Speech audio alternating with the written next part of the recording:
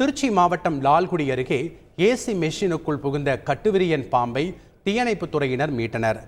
வஉசி நகரைச் சேர்ந்த ரோசி என்பவரது வீட்டின் படுக்கை அறை ஜன்னல் வழியே உள்ளே புகுந்த பாம்பு ஏசி மெஷினுக்குள் பதுங்கியிருந்தது.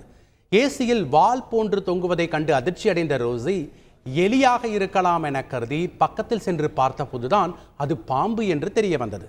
வீட்டில் இருந்த அனைவரும் பதறி அடித்துக் கொண்டு வெளியில் ஓடிய நிலையில் தீயணைப்புத் துறையினர் 4 அடி நீள கட்டுவிரியன் பாம்பை நீண்ட நேரம் போராடி மீட்டு வனப்பகுதிக்குள் விடுவித்தனர்.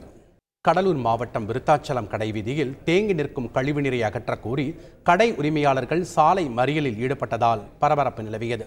கடைவீதியில் மழைநீர் மற்றும் சாக்கடை நீர் தேங்கி நின்று துர்நாற்றம் வீசி வருவதாக வணிகர்கள் பல முறை நகராட்சி நிர்வாகத்திடம் புகார் அளித்தும் எவ்வித நடவடிக்கையும் எடுக்கவில்லை என கூறி கடை உரிமையாளர்கள் திடீர் சாலை மறியலில் ஈடுபட்டனர்.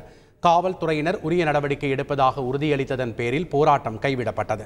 மறியலால் விருத்தாச்சலம் திட்டக்குடி ஜெயங்கொண்டம் செல்லும் சாலையில் அரை மணி நேரத்திற்கு மேலாக போக்குவரத்து பாதிக்கப்பட்டது. செய்திகளை உடனுக்குடன் தெரிந்து கொள்ள உடனே சப்ஸ்கிரைப் பண்ணுங்க.